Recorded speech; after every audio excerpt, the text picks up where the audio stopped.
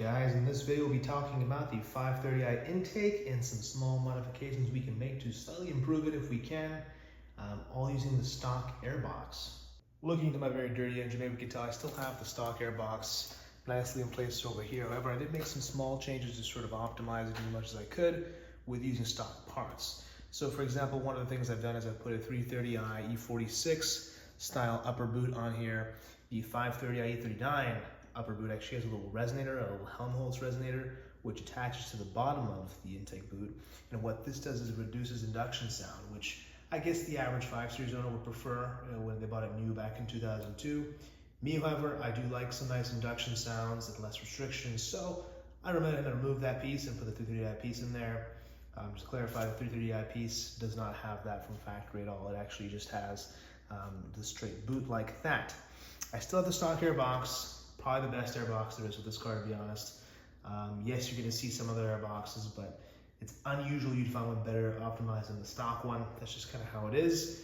Of course, you can get some better sounding ones, and then there are some intakes I actually do like the Cosmo Racing intake. The Cosmo intake basically goes from the MAF and it goes all the way down, and it reaches down below, and it's a true Kohler intake because it actually goes to where the intake below the fog lights are, so you can actually route air through there. The stock Airbox is also in theory a cold air intake because when you come off this box over here, you can see it actually exits into sort of an area on the fender. It's sort of hard to imagine there, and I'm actually missing a piece there for good reason.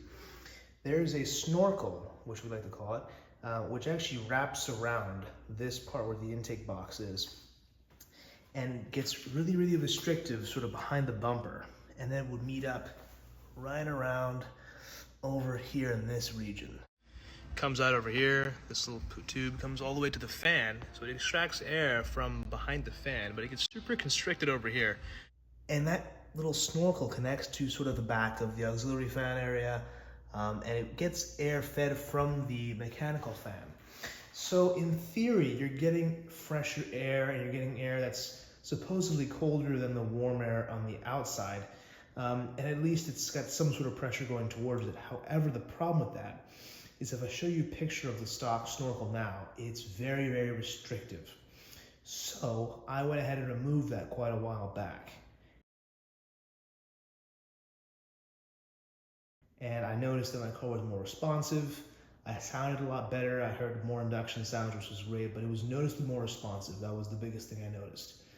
However, the issue now is that because I have nothing attached to where that snorkel used to go, it's pretty much just taking air directly from the wheel well and where the bumper is. I have no fender liner, or at least my fender liner has been destroyed over time. It's not really there anymore.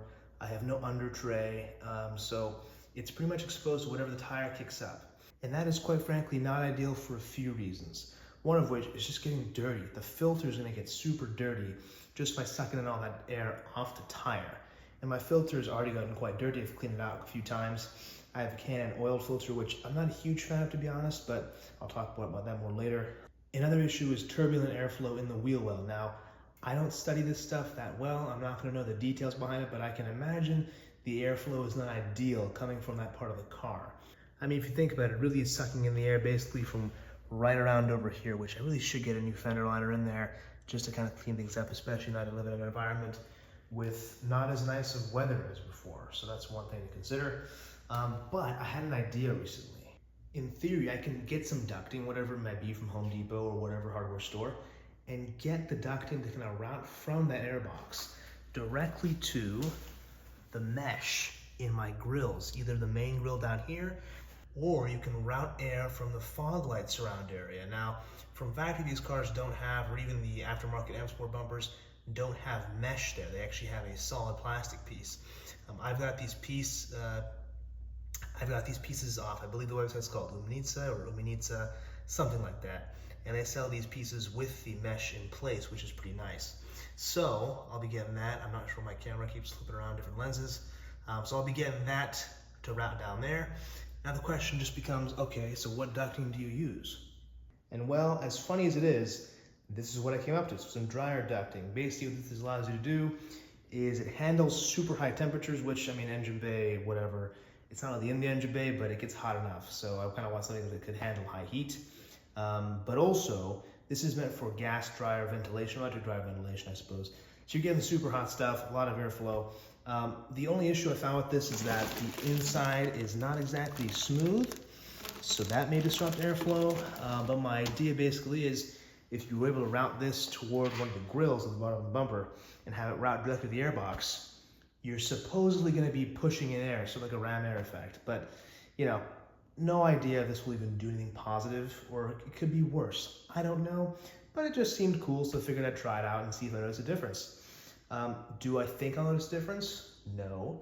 But will I feel better about potentially pushing in fresher air to the intake? Yes. So that's kind of what I want to do here, and then just see how it goes. Should not be very complicated. My plan is just to raise the car a little bit on the side over there and just sort of loosely place it in. I will not be using all of this. This stuff is pretty nice and flexible. It's hard to kind of see here, but it does flex pretty easily, and it should be enough of an angle to leave the airbox. Just to give you an idea of the flexibility here, without losing its internal diameter of 4 inches, this is pretty hard to beat in my opinion for at least trying something out and mocking it up. If I do find something good, I could find someone to make a proper intake hose, but you know, we'll just try it out.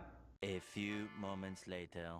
Okay, so I removed the airbox for some clarity here, just a 10mm bolt and a little flathead screwdriver over there.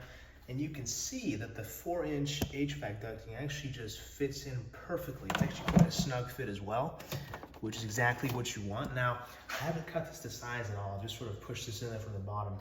And if we take a look, so it is kind of hard to see there, but I do just have that HVAC tube quite literally just pumping up all the way.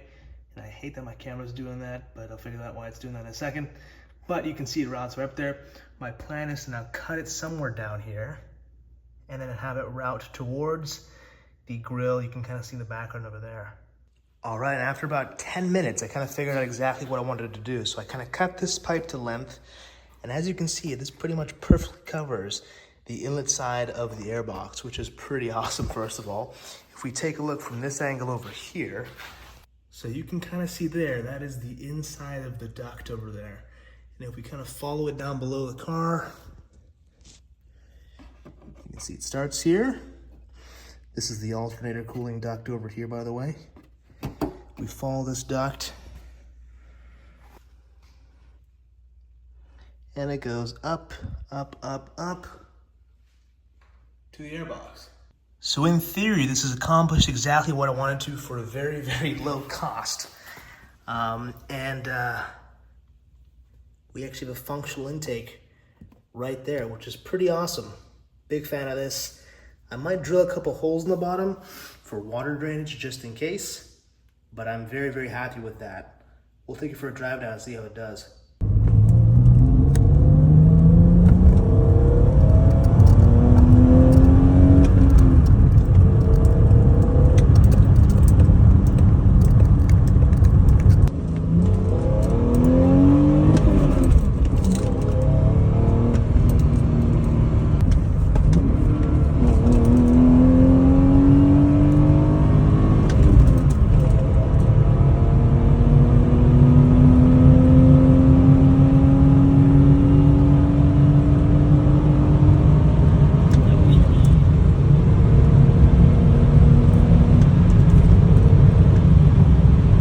Wow, that was really fun. So it seems like the induction sounds definitely more enhanced. So before it was just loud. It was sounded nice, but it was just kind of a loud sound. Now it's kind of a richer tone to it. Now it might sound kind of stupid, but I guess it kind of makes sense with the metal pipe in there sucking in the air instead of it just being from the wheel well. So as for temperatures, you know, I have not measured that. This is not very scientific. I could have done that actually with my scan tool, scan a little before and after, but here it's about 85 degrees at 1 a.m. So, you know, the temperature is going to be hot either way, to be honest. But it is pretty cool. I did notice on deceleration, the sound was a lot louder. It sounded like it just sounded so cool. It's hard to describe. I'm sure the camera's not going to do any justice. Neither will my microphone, but hey, if you want to do this to your car, your E39, if you have a 540 or a 530 or whatever you got, 528, 525, it's all pretty much the same process. Inline sixes, it'll all be the same. If you have a V8, it'll be just 2 of them. The M5, I'm not exactly sure how they work. I can't remember if they also have those snorkels or if they have something else. But hey, you can't really beat this for how cheap it is. And in theory, you are getting a better sort of intake because you're getting fresher air from the front of the car. So, you know, I'm sure someone in the comments is going to say, well, you actually decrease your performance, but hey, you know what? I can just pop that tube out whenever I want to. So it's not that big of a deal, and it's pretty cool. So hey, if you like this video, leave a like and consider subscribing for more stuff like this and more technical advanced stuff with your E39s and other BMWs as well. And I'll see you guys in the next one. If you guys enjoyed this video and want to support the channel, be sure to check out sta-industries.com, where you guys can find tons of E39 inspired apparel, lots of clothing designs and hoodie designs that I've made myself. It goes a long way to help the channel out and make more videos like this. You can see I made some cool designs with the 5 Series silhouette and some of the random facts about it and some of the cool designs as well. So be sure to check it out. Link in the description below. And let me know if you got any recommendations for what to make, because I'm pretty open to it and I got some time. So yeah, let me know. See you guys in the next one.